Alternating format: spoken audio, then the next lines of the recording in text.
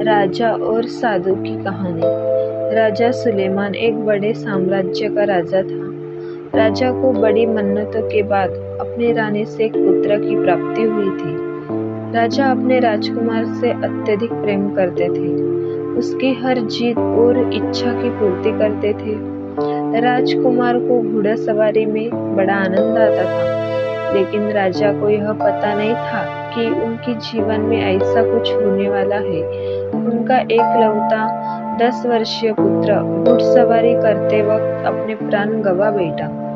एक दिन प्रशिक्षक साथ घुड़सवारी करते वक्त एक दुर्घटना में उसके प्राण चले गए। ढलान पर फिसलन वाली जगह पर घोड़ा अपना संतुलन खो बैठा। उस पर बैठा नन्हा राजकुमार गिरकर एक पत्थर से टकरा गया, जिस कारण उसकी जीवन लीला समाप्त हो गई।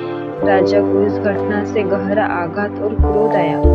राजा इस घड़ी में जैसे राजधर्म भूल गया। उसने उस घोड़े और उसके प्रशिक्षक को भी नहीं छोड़ा, दोनों को मृत्युदंड दे दिया।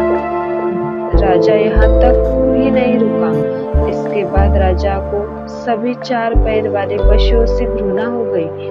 उसने राज्य में सभी 4 पैर वाले पशुओं का प्रतिबंध लगा दिया। उसके राज्य में अब कोई बैल, गाय, घोड़ा, गधा इत्यादि कुछ भी नहीं रख सकते थे। जो भी इसका प्रयोग करते पाया गया, उसे भी मृत्यु दी जाएगी, ऐसे राजा ने घोषणा करवा दी थी। राजा अपने एकलौते संतान के जाने से बहुत निराश था। उसने खुद को राजमहल में कैद कर लिया था। राज्य में प्रतिबंध के कारण प्रजा का बुरा हाल था। कई कोसों तक उन्हें अब चलकर जाना पड़ रहा था। खेती करने के लिए भी उन्हें बैल न होने से बहुत असुविधा हो रही थी। दूध दही का अभाव हो गया। बैलगाड़ी, घोड़ा और गधा गाड़ी की जगह मनुष्य गाड़ी का प्रयोग हो रहा था। पशुओं के न होने से कई जीविका चली गई थी। आमदनी का साधन खत्म हो गया था। देखते ही देखते 9 माह बीत गए, लेकिन राजा उस संताप में था। प्रजा दुखी कई निर्धन हो गए, भूख से कई जानें चली गई। राज्य की प्रजा चिंता में डूबी रही थी। उन्हें कोई रास्ता दिखाई नहीं दे रहा था। तभी एक साधु सन्यासी का उसी राज्य से गुजरना हुआ। राज्य में वो आए तो लोगों ने उनके आगे विनती की और उन्हें इस समस्या से निकालने का अनुरोध किया। उन्हें लोगों की पीड़ा दिखाई दी। इसके पीछे प्रतिबंध का कारण भी पता चला। साधु ने राजा से मिलने का निर्णय किया। वो राजमहल गए और राजा से मिलने को कहा। राजा किसी से भेंट नहीं कर रहे थे, इसलिए राजा ने यह संदेश भिजवा दिया कि आप वापस जाएं। राजा अभी दुखी है। उस साधु ने कहा कि मैं उनके पुत्र के विषय में ही उनसे कुछ चर्चा करने आया हूँ। राजा यह सुनकर उनके सामने उपस्थित हुआ। राजा ने उन्हें प्रणाम कर कहा कि आप क्या बात करना चाहते हैं। उन्होंने कहा कि हे राजा, राजन अपने गलत ही पशुओं पर प्रतिबंध लगा दिया। आपके पुत्र की मृत्यु का कुछ और कारण है। राजा को लगा कि यह पहुंचते हुए लगते हैं। मन ही मन कुछ समय उसने विचार किया और फिर कहा, क्या हमें बताइए, ऐसा क्या है जो आप जानते हैं और मैं नहीं। उन्होंने कहा कि जल, आप जल पर प्रतिबंध लगाइए ना। आप जल पीजिए ना। आपके राज्य में कोई जल का प्रयोग करेगा और ना ही वर्षा होगी। ऐसा प्रतिबंध लगाना सही है?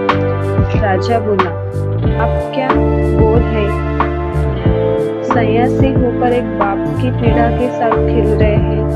वो बोले, मैं सच बोल रहा हूँ। घोड़ा अपने आप नहीं फिसला, वहाँ फिसलन थी, क्योंकि घोड़ा फिसलन से फिसला और जल के कारण होती है। वहाँ आप भी जाकर भागेंगे तो गिरेंगे, तो फिर घोड़े का क्या दोष? राजा सोच में पड़ गया और वो फिर बोले कि तुमने उस घोड़े और उसके प्रशिक्षित के प्राण ले लिए, पर तुमने अपने प्राण नहीं लिए, क्योंकि वो घोड़ा और उसके प्रशिक्षित करने वाले को तुम ही यहाँ लाए थे, वो अपने आप यहाँ नहीं आए। तो बहुत गहराई में देखा जाए तो असली दोषी तो तुम हो। ना तुम उन्हें यहाँ लाते, ना तुम्हारा पुत्र प्राण गंवाता। वो बोले, राजा, तुम्हें सबसे पहले अपने आप को दंड देना था। क्या वर्षा पर प्रतिबंध लगा सकते हो? अगर उस घटना की जड़ में जाओगे तो कुछ और ही कारण तुम्हारे समक्ष आएंगे। तुम राजा हो और राजा का पहला धर्म प्रजा पालन है।